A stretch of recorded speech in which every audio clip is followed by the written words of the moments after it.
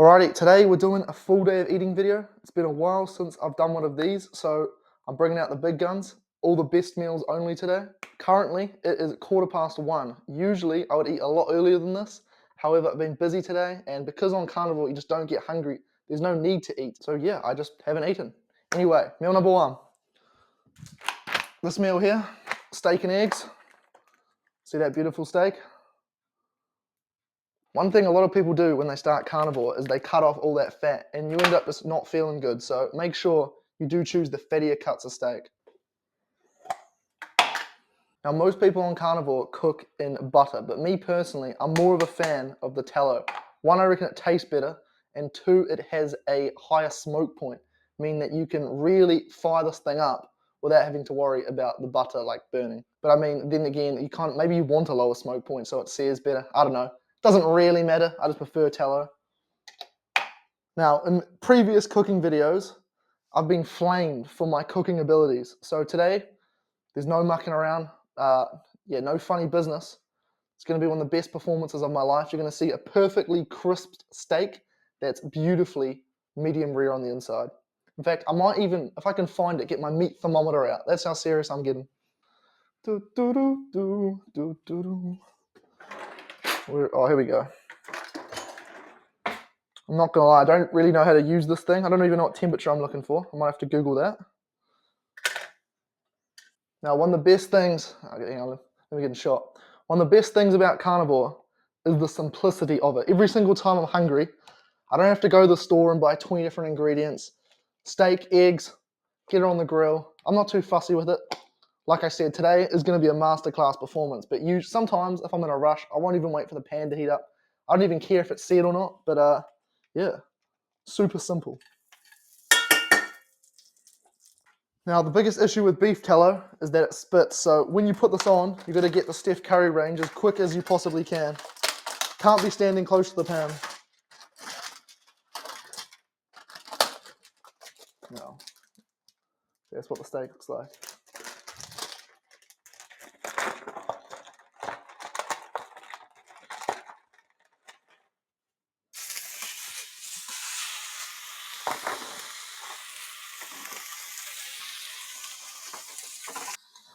Okay, so apparently, according to Google, I want the internal temperature of this steak to be 57 degrees Celsius.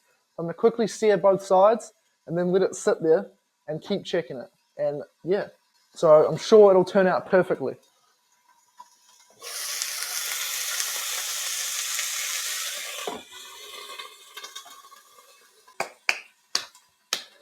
Doo-doo-doo-doo-doo.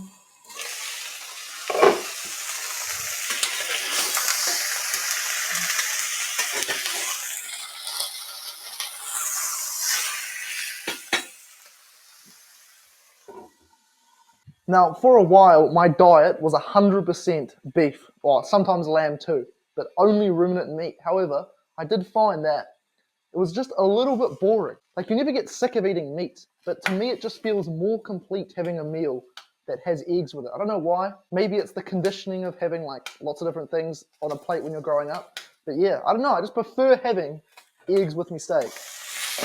Oh, shit.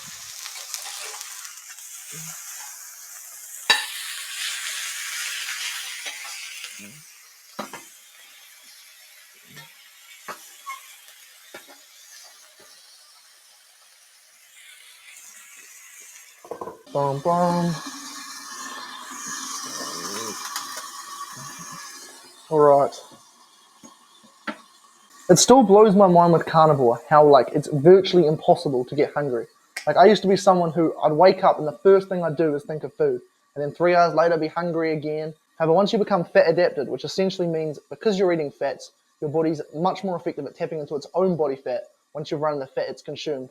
Because fat, like as in the fat on a steak, has a very similar structure to your own body fat, whereas carbohydrates have a very different structure. And yeah, like I said, it's literally 1:15. So by the time I eat this, it's going to be 1:30. And I haven't even been thinking about food. It's a massive change up. And then when it comes to getting lean, like every time in my life I've got super lean, it would just be a complete struggle, suffering the entire time. Whereas on here, it's like you get hungry, eat some steak and eggs, and you don't think about food all day. Night and day difference.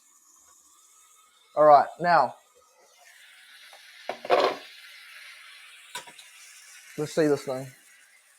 What did I say again? 55? Oh no, I need to check. 57 degrees. All right, that could have been bad if I waited until it got to 65. All right, we're at. Hang on.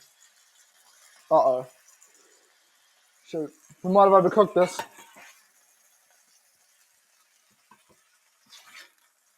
I'm gonna let that rest for a minute and then we'll inspect it, but I'm confident that I haven't overcooked this.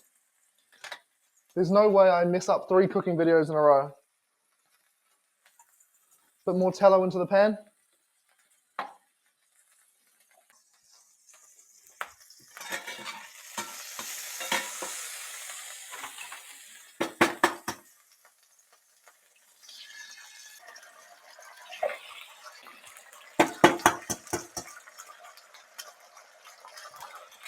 One thing that makes me laugh with carnivore is how people are reluctant to start because they might not like it.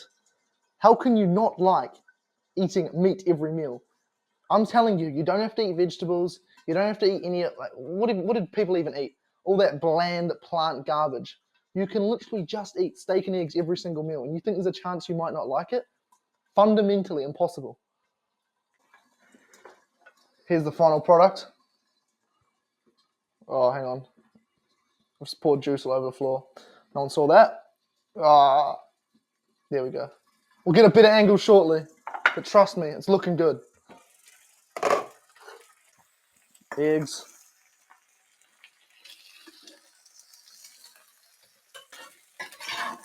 See, what no one tells you about eggs is the part that gets stuck to the bottom. Most people leave that. Costly mistake. This right here is the tastiest part of it all.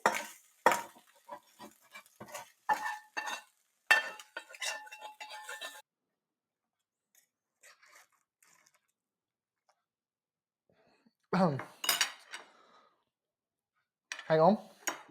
Let me get a thicker bit. Now, unfortunately, I think my camera's dying, so I can't quite show you the perfect medium rare steak I've just cooked, because, you know, could die by the time I've shown it to you. But yeah, perfectly cooked medium rare steak, 5 eggs, meal number 1. Alrighty, we're back for the second meal of the day. Just got back from the gym, did some chest.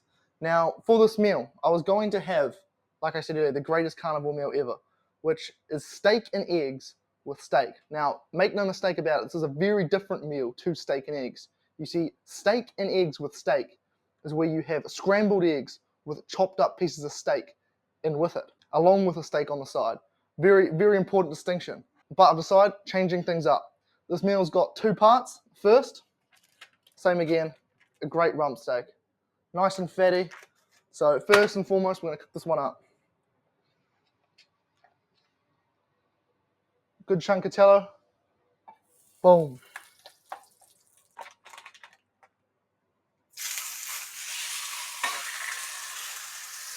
Now, this time, no more funny business. I tried to get clever with it, use some meat thermometer, and try and make things perfect. This time, we're just gonna cook it and eat it. And what usually happens when I do that is it turns out perfectly. But yeah, tried to get a bit clever, didn't work. Just based on pure intuition, I'm thinking it's time to flip.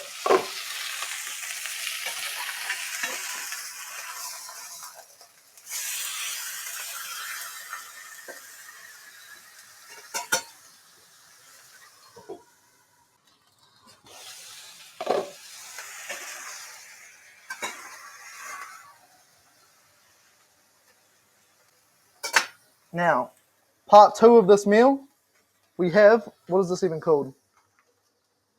Lamb rumps. Well, same as the beef, but lamb. Right, now, I'm going to drain the juice because I learnt my lesson from last time. This right here is a great lesson. Last time, I tried to get fancy, you know, use all the high-tech stuff, overcooked it. This, how am I going to show you this? Hang on. Now, I've redeemed myself. Look at that. Perfect rare. So this is what happens. First time round, try to get all fancy, use the thermometer thing, didn't work out. This time, perfection.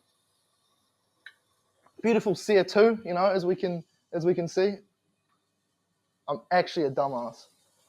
How does that happen? I literally drained it.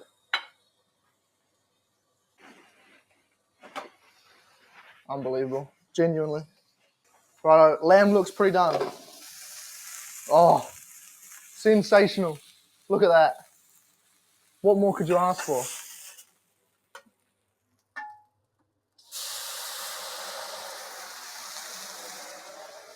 Oh, yeah.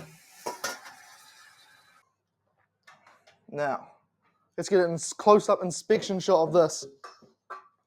Yeah, nah, I'm not going to lie, the lighting's pretty mid, but beautiful steak. Now, we need some better lighting for this. Look at that. Nothing fancy. Good old-fashioned steak, all you need. Anyway, I'm going to enjoy this meal. Subscribe to see more carnivore-related videos. See you next time.